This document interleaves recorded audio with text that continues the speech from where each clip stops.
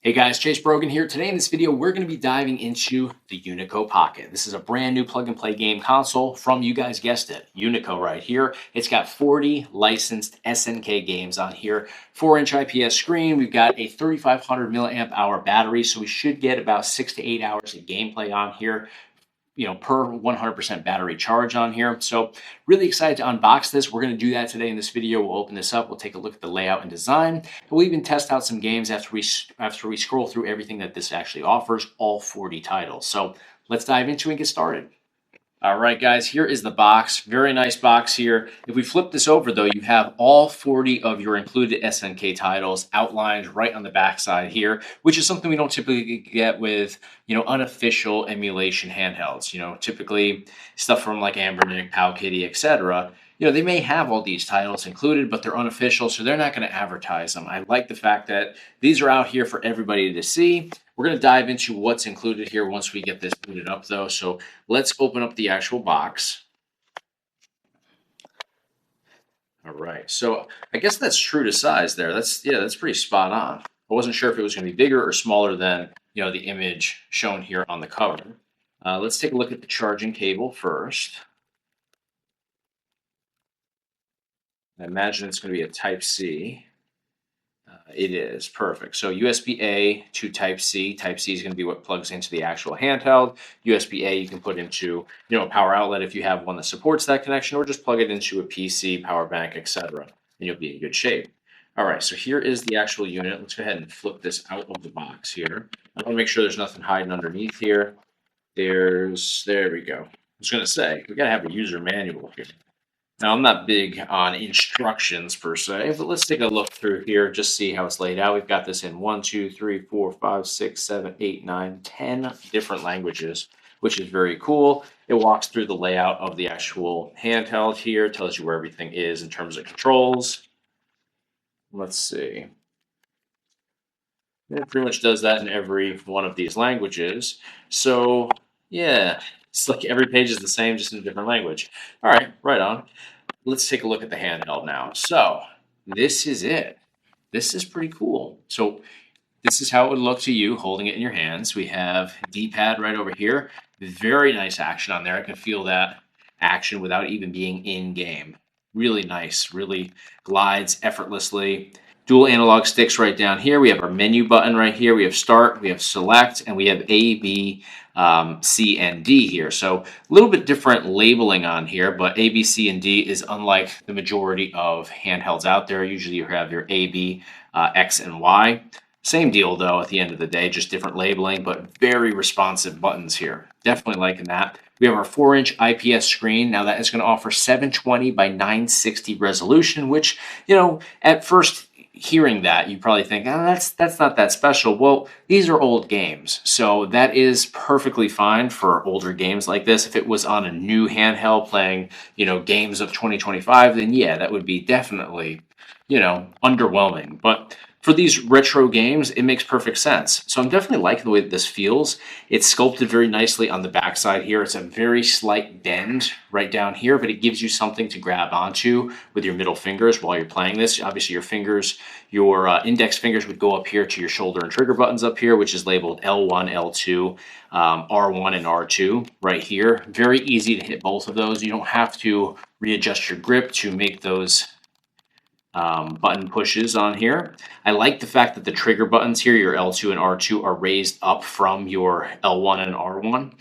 So you'll notice here, let's see if I can get that. You can see that this is higher than this right here. Same thing over here. It just feels very comfortable to make those adjustments. Now up here at the top, we have our power button right here and our volume control with the plus and minus over here on the left-hand side.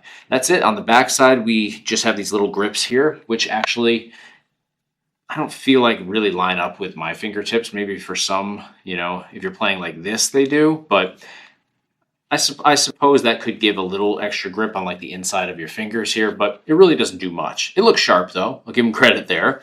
But it doesn't do a whole lot.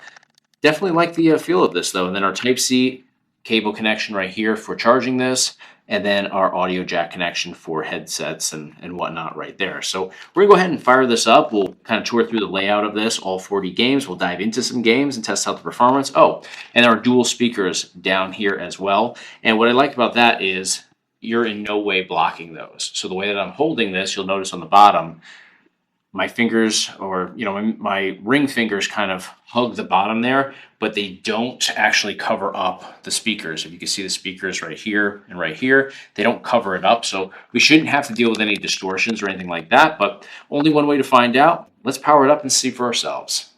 All right, guys, so we have our language screen pulled up currently. I'm going to go ahead and select English, and then we dive right into our games here. So currently we're staring at the King of Fighters 95, and you'll notice that we have a still shot for each of these titles. We have the King of Fighters 97. Now these are going to be SNK titles, all officially licensed as well, so there's literally nothing unofficial on this entire setup today. We have King of Fighters 98, 99 over here, so pretty much all of our favorite King of Fighters, 2000, 2001, 2002. Now we're at Metal Slug here. I'm a huge Metal Slug fan. A big part of my childhood was playing that game. Used to love the Metal Slug arcade games. So Metal Slug X, Metal Slug 3, Metal Slug 4, Metal Slug 5, followed by Samurai Showdown 2. We have a couple of those titles here. We got 5 in here, 5 Special in here. Fatal Fury 2, that's another great game. We have Fatal Fury 3, Road to the Final Victory. We have Fatal Fury Special. We have Real Bout Fatal Fury, which I'm actually not familiar with that one. We have Real Bout Fatal Fury Special. We have, so a good amount of these actually. We've got the Art of Fighting 3, Savage Reign. Lots of great titles in here. The Last Blade titles are great as well. We have World Heroes Perfect here. We have 3 Count Bout, Top Players Golf. Wow, that I haven't seen this title in so long. I actually totally forgot about that one. Football Frenzy is in here. We've got Baseball Stars Professional, which is pretty cool. We've got Magician Lord. We've got Shock Troopers. And then we were back to King of Fighters 95 where we started. So that takes us through all 40 of our titles. So here's the thing with this Unico product here. I'm definitely liking the layout here. I'm definitely liking the design of this.